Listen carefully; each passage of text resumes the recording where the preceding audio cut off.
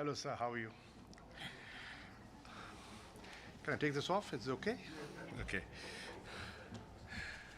Bismillah ar-Rahman ar-Rahim. Ladies and gentlemen, I have traveled to New York on the instructions of my Prime Minister, Prime Minister Imran Khan, who asked me to go and share the sentiment of the people of Pakistan, the outrage on the streets in Pakistan, with the members of the General Assembly. Before leaving, I was armed with a unanimous resolution of Pakistan's parliament, which I've shared with other foreign ministers who I met last night. In my statement, I have made 6 basic points. 1, immediate cessation of hostilities. 2, provision urgently of humanitarian assistance. 3, condemnation of Israeli violations of international law. 4, accountability for such violations. 5, international protection of Palestinians, a protection force. I've suggested that. And the last point, 6th, initiation of a peace process for a 2-state solution. I'd like to add that people are generally, and people in Pakistan in particular, disappointed at the indecision, the lack of consensus in the Security Council. We feel silence is no longer an option because enough is enough. OIC, the Arab group, the non-aligned movement have collectively made, and with the support of the President of the General Assembly, made this session possible. This session has taken place after a long pause of a physical meeting. There were virtual meetings going on, and we did not have, we didn't have a physical presence, of Anga. And this is a session where people are physically there. All foreign ministers of OIC who are here. We will be meeting the President of the General Assembly this afternoon to consider joint action. Thank you. Can you explain what is the joint action could be, Mr. Minister? This is Abdul Hamid Sayami from Well, we'll have to wait. You'll have to wait because we'll have to meet the President of the General Assembly first. So far, there will be no resolution coming out of this session. We discussed that last night over dinner. We weighed the pros and cons, and we came to the conclusion, 1, the Security Council is still involved in diplomacy, and they must be given time. 2, there wasn't enough time for proper consultations for a consensus resolution. And 3, we do not want any attempt through some amendment to dilute what was already resolved in 2018. After having done all this, what more the Islamic countries, and particularly Pakistan, can do to protect Palestinians? The next move that we have already initiated is activation of the Human Rights Council. Pakistan, being a member of the Human Rights Council, has consulted with other OIC members, and we have mobilized and convinced the Human Rights Council to convene on the 27th of May.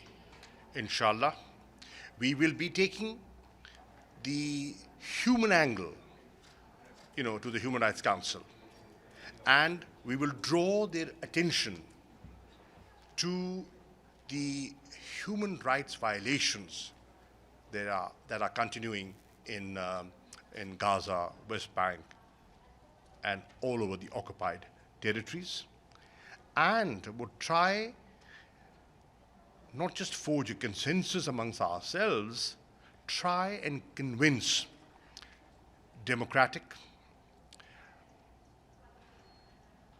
forces, the civil society within Europe to speak up. We cannot have double standards. If human rights are being violated in Gaza, and can't you see that? It's being reported. And today, the world has changed. You can control print and perhaps even electronic media. You can influence them. But today, it is impossible to influence the citizen journalist, the individual right there in Gaza, sharing clips that has shaken the conscience of the world.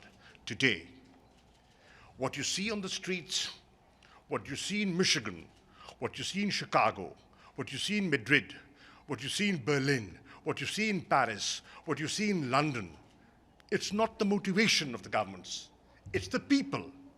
It's the people that's moving the governments to revisit, reconsider their positions and speak up. On the humanitarian front, talking about international force to provide protection to the Palestinian people.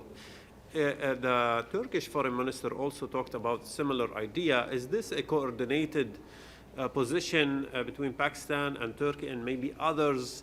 And are you discussing this idea with the U.S.? We are working collectively from the OIC platform. And every proposal that we intend to make must be and should be through the OIC platform. Is there any parallel you see between the tragedy of the Palestinian and Palestine and that of Kashmiri people under occupation? When I look at the tragedy in Gaza and the occupied territories, it draws my attention to the Indian-occupied Jammu and Kashmir. What are people demanding over there? Self-determination. What are people afraid of over there is demographic restructuring, exactly like this. What are people crying for in Kashmir is protection of basic fundamental rights. What are people asking for from the international community is, please, there should be no impunity to indiscriminate use of force. What are people saying? What are people crying out over there? That we are suffering a double lockdown, a COVID lockdown, and we are under a military siege of the most militarized zone in the world. So obviously, there are similarities. So how do you evaluate the United States, which is reluctant to the agreement in the Security Council? Well, I think the Biden administration is actively engaged. I had a word with Secretary Blinken. I spoke to him from Pakistan, and we had a telephonic conversation, and he informed me that their representative was in the region trying to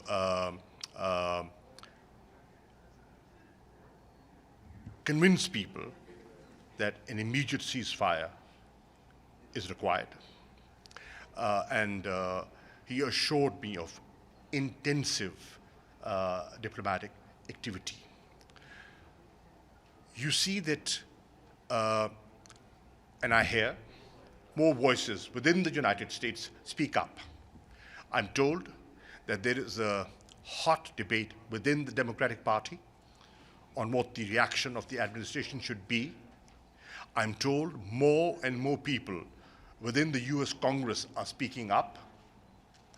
And I'm encouraged to see caring Americans who've always stood up for human rights and have stood up for universal values.